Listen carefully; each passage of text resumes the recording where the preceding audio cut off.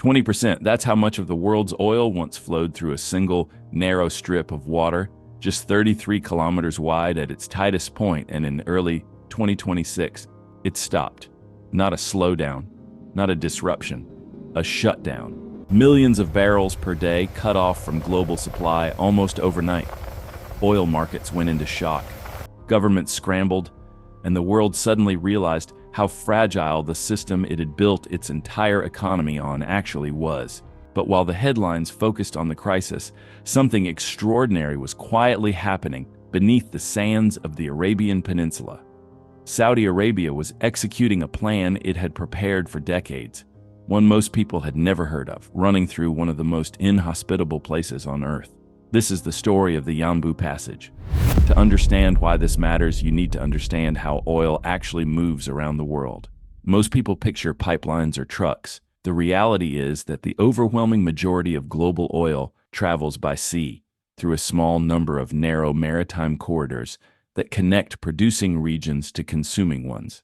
These corridors are called choke points, and the entire stability of the global energy system depends on them staying open. The Strait of Hormuz was the most critical choke point on the planet. Sitting between Iran to the north and Oman to the south, it served as the exit valve for nearly all Gulf oil exports, from Saudi Arabia, the UAE, Iraq, Kuwait, and beyond. On any given day before the crisis, roughly 17 to 21 million barrels of oil passed through it. That's enough to fill over 1,200 Olympic swimming pools every single day, flowing through a gap of water narrow enough that you could see both shores at once.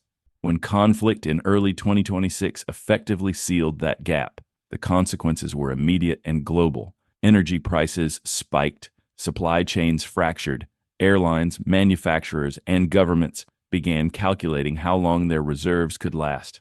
The question on every energy minister's desk was the same: where does the oil come from now? Saudi Arabia had an answer, and it came in the form of a pipeline that had been waiting in the desert for exactly this moment. The East-West pipeline, known internally as Petroline, was constructed in the early 1980s during a previous period of regional instability. Saudi planners at the time understood something that would prove visionary.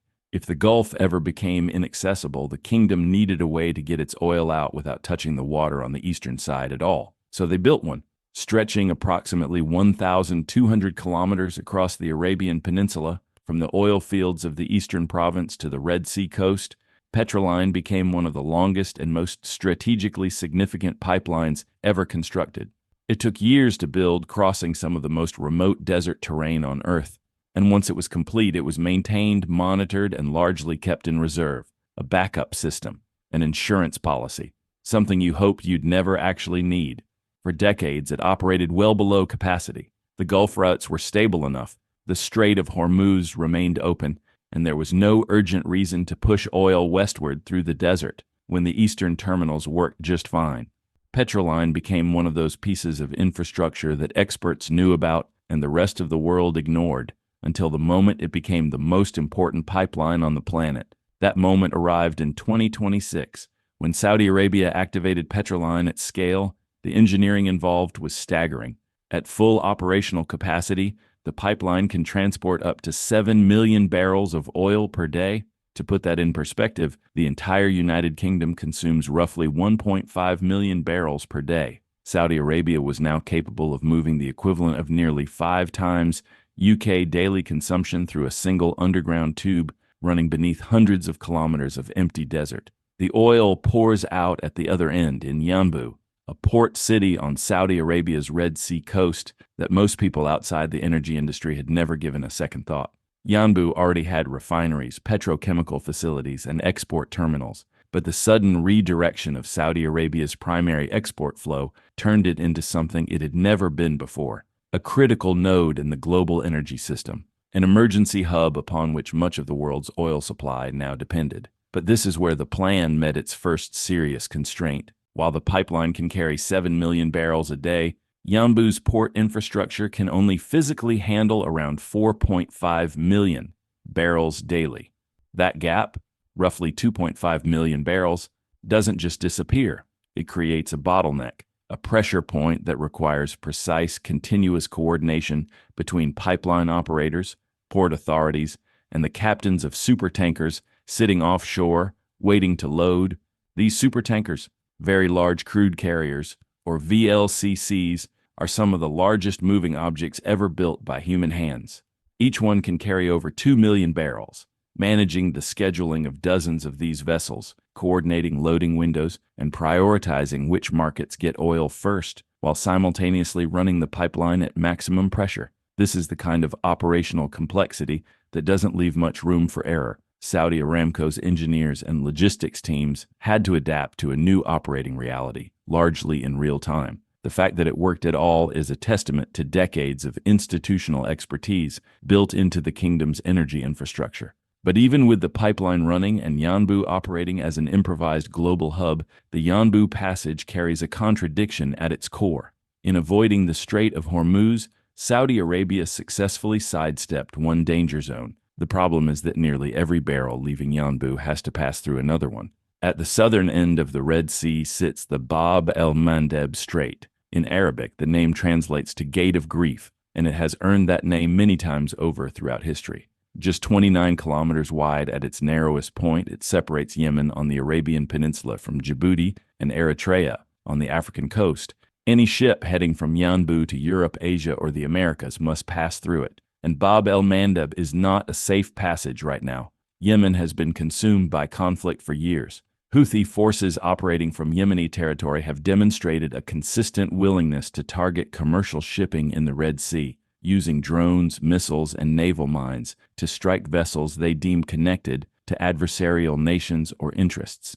By late 2023 and through 2024, the attacks had already become severe enough that major shipping companies began rerouting their vessels entirely around the Cape of Good Hope, the southern tip of Africa, rather than risk the Red Sea at all. That detour adds roughly 10 to 14 days to shipping times and thousands of dollars per voyage in additional fuel costs. Now, with Saudi oil flowing through Yanbu in unprecedented volumes, every tanker leaving that port has to make a calculation. Run the gauntlet through Bab el-Mandeb, faster, more direct but dangerous, or take the long way around Africa, burning more fuel, arriving later, and driving up the cost of every barrel delivered. The risk that was eliminated at Hormuz didn't disappear. It shifted, geographically and geopolitically, bleeding into a different strait, with different actors and a different but equally serious set of threats. What this entire situation exposes is something the energy industry has understood for years, but the broader world tends to ignore until a crisis forces the issue. Global energy supply chains are astonishingly fragile. The modern economy runs on the assumption of continuity, that oil flows, that gas gets delivered, that the systems holding everything together will keep functioning. That assumption is embedded in the price of food, the cost of manufacturing, the stability of airlines, the functioning of hospitals. When a single strait closes, a body of water you could drive across in under half an hour, the downstream effects ripple across every sector of the global economy simultaneously. Prices spike, inflation accelerates. Governments that were fiscally stable 3 months ago are suddenly making emergency calculations about strategic reserves. The Yanbu Passage is not a perfect solution to this problem. It is a workaround, brilliantly conceived, massive in scale, operationally impressive, and absolutely essential, but still a workaround.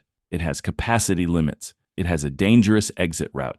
It depends on infrastructure that was never designed to serve as a primary export system. And yet, there is something larger happening beneath the surface of this crisis. Saudi Arabia is not simply reacting to a temporary disruption. The signals from Riyadh suggest a longer-term strategic reorientation, expanded port capacity at Yanbu, new terminal investments, deeper infrastructure development along the Red Sea coast. The kingdom appears to be accelerating a shift that was already quietly underway, moving away from near-total dependence on Gulf export routes and building toward a future where the Red Sea is not a backup corridor, but a primary one. In other words, the Strait of Hormuz crisis may not just be reshaping the short-term flow of oil, it may be permanently reshaping Saudi Arabia's energy geography, and by extension, the geography of global energy itself. The world runs on systems that most people never see. pipes beneath deserts, ports on coastlines no one visits, straits that appear on maps as thin blue lines, but function as the arteries of modern civilization.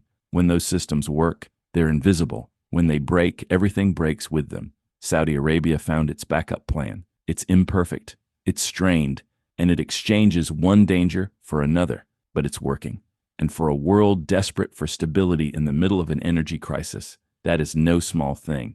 The deeper question now is whether this moment finally forces a reckoning with how many other choke points exist, how many other thin blue lines on a map stand between the global economy and the next shock. Because if 2026 taught the world anything, it's that the next one is always closer than anyone thinks.